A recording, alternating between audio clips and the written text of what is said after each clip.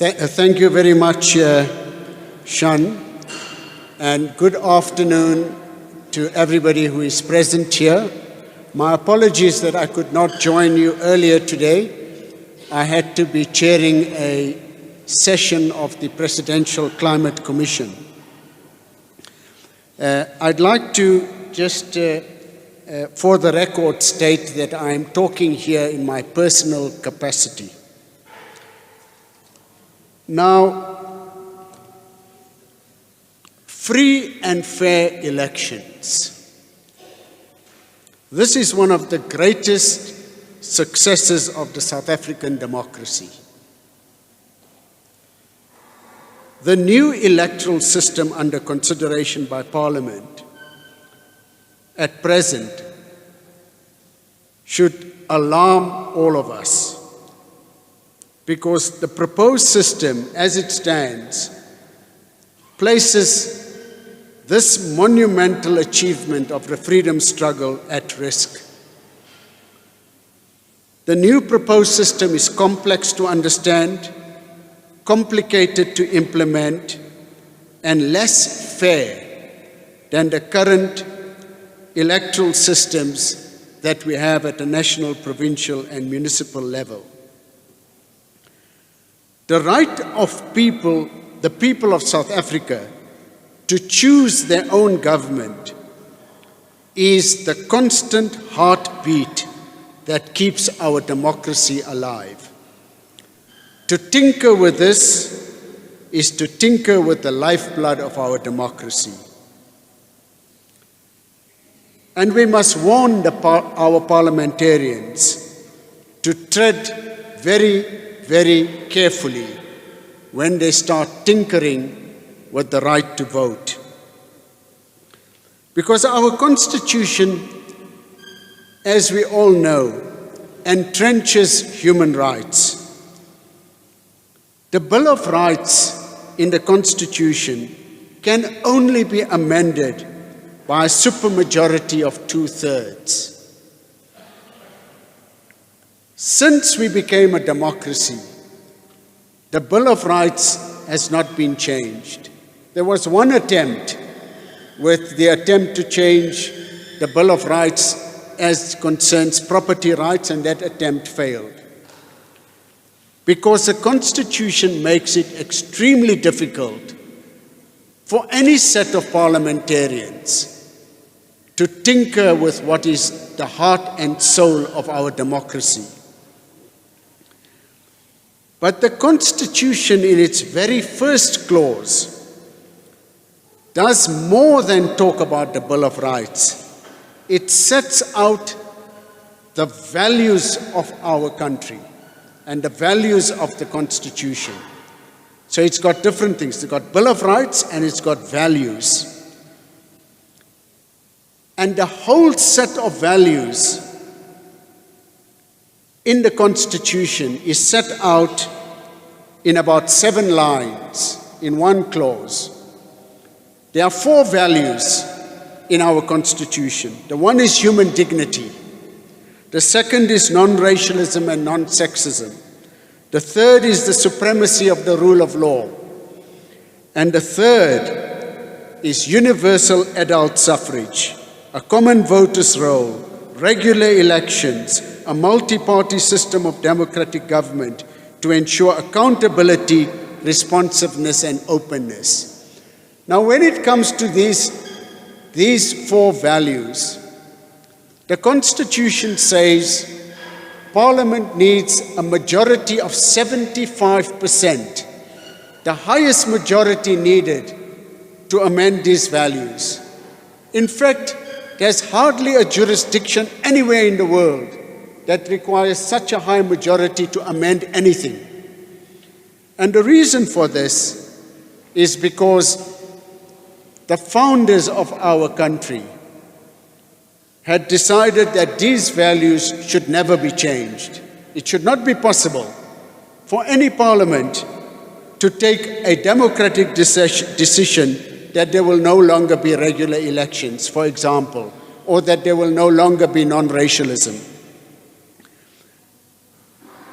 And at the time of the drafting of the Constitution, we colloquially referred to this as the unalterable clause of the Constitution. Now, we can talk a lot about the bill before Parliament. It's a big bill with a lot of stuff in there, very dense. And we can talk about the report of the committee which I had chaired. But when we talk about the vote, let's not get lost completely in the technicalities of this matter. Because we're not a set of lawyers. When we talk about the vote, we must look at what our Constitution says in its values. It says accountability, responsiveness, and openness. And if we want to improve our current electoral system, then it must be a new system which promotes an open democracy which is accountable and responsive.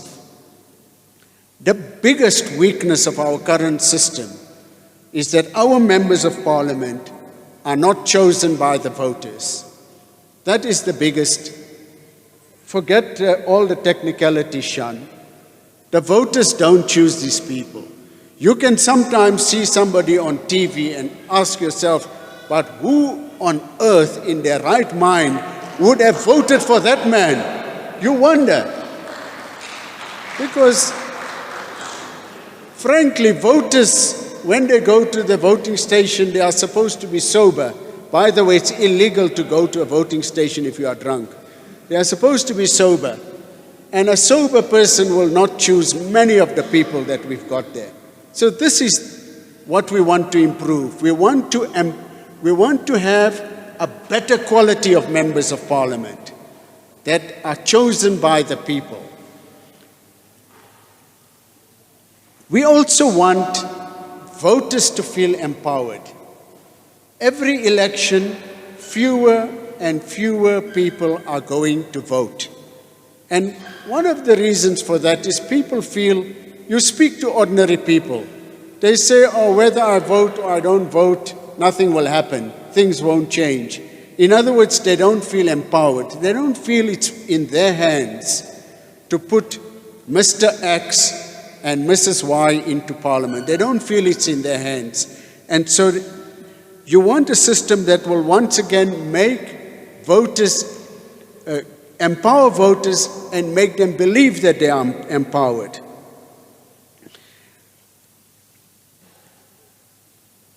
That, I think, is at the heart of what we're trying to do. We're trying to empower voters. We're trying to say that, Mr. Member of Parliament, you must present yourself to the voters and let the voters decide whether they're going to vote for you or maybe for somebody who is opposing you. But right now, voters cannot do that. It is quite unbelievable that so far Parliament has rejected public opinion. The government had appointed over the past 20 years 3 expert bodies to advise on how to improve the electoral system, and Parliament has rejected the advice of all 3 bodies. It's quite amazing.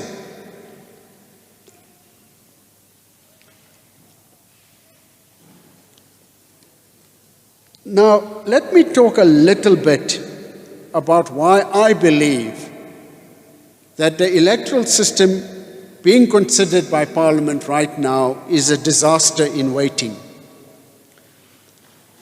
Firstly, it is a completely new electoral system that doesn't exist anywhere else in the world. By the way, this kind of electoral system, or even a version of it, doesn't exist anywhere else in the world. It's not what some proponents of the system, of the proposed system say. It is not a multi-member constituency system. That is a different thing. This is not a multi-member constituency system. As you know, there has been a number of very credible arguments that we have 60 or 70 or 100 multi-member constituencies. This is not multi because in a multi-member constituency, you vote for the number of members that that constituency sends to Parliament. According to this system, in the Eastern Cape, there will be 63 members sent to Parliament, but you will only be able to vote for one, unless you vote for a political party. So it's a system that hasn't been tried and tested. The unintended consequences are not known, and there is no political analysis that I have seen. Nothing coming from anybody, not the government and not the majority party or any other party. The second important thing that this bill creates as a problem is proportional representation. Our constitution says that any electoral system must result in a proportional outcome because it's a modern constitution. It's only archaic systems like in the United Kingdom where the majority can vote for one party, but a party that gets less votes can become the government. That's an archaic system. That's why our constitution says proportional.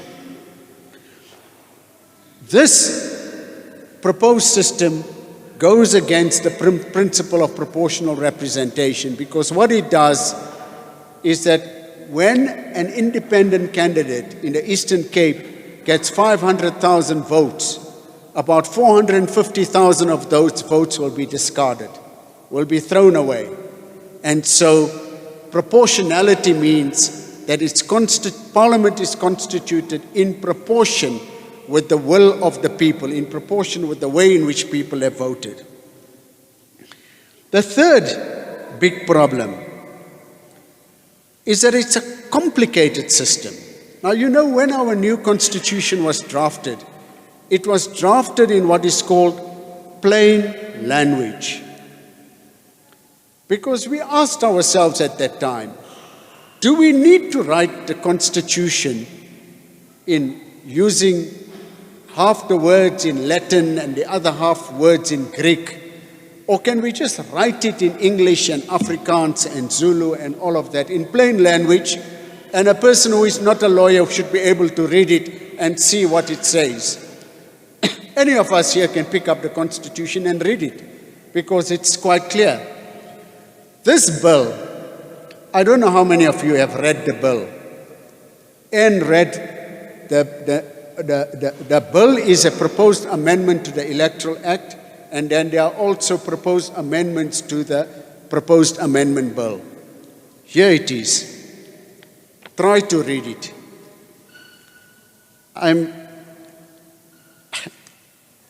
The people who plan to vote for this bill don't understand it. Do you know that the majority of the members of Parliament, of the EFF, DA and the ANC don't know what is in this bill? And how do I know? Because I speak to them. They listed me for this meeting as an activist. By the way, it's not completely wrong, because I call these people up. I say, by the way, comrade so-and-so, I see you supporting this bill.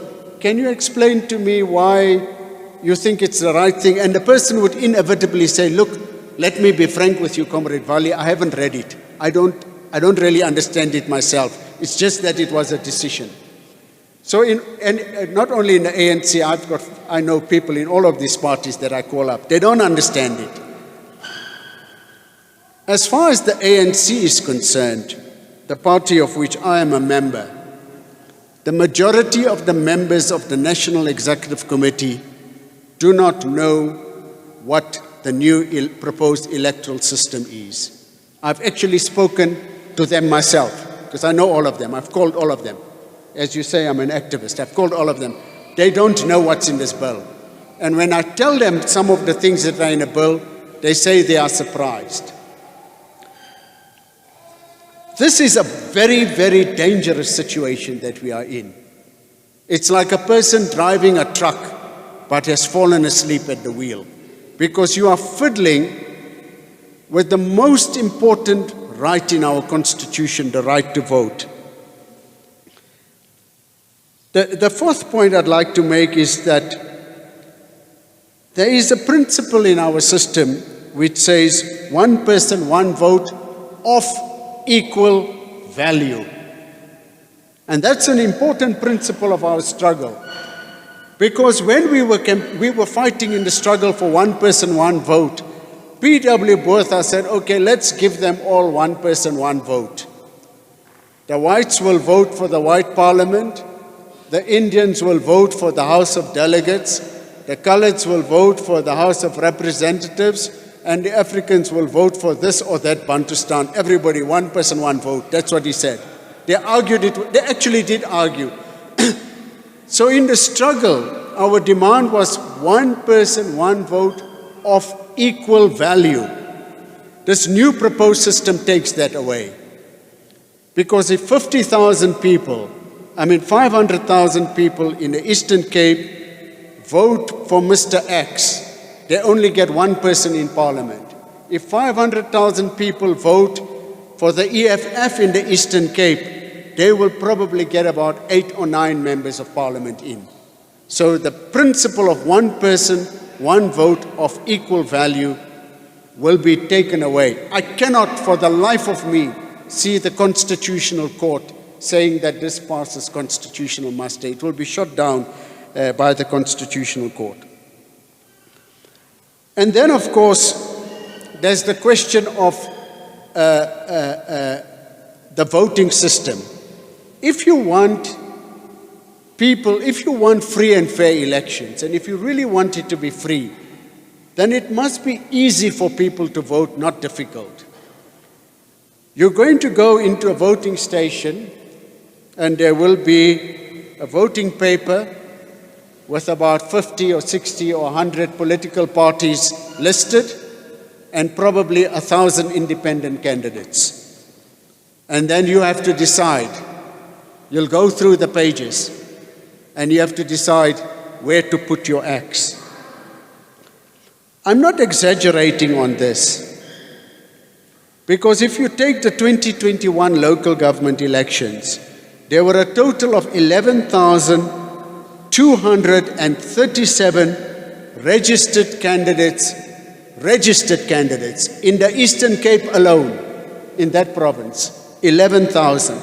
Let's supposing only 10% of them do all the hard work to register as candidates as members of Parliament. Then you've got 1,000 independent candidates in the Eastern Cape. The voter will be mesmerized. It becomes so complex and complicated that what is the point of doing this thing anyway?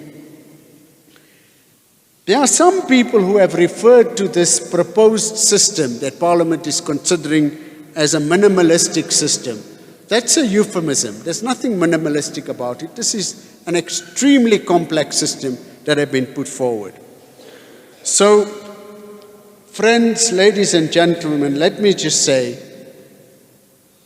I think we have a duty to point out to the public that actually the members of Parliament, by their own admission, have no idea what they're doing. There are many things about which they have no idea, but this is a serious matter.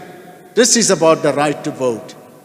They themselves say they have no idea what they are doing, and they should be stopped. Thank you very much.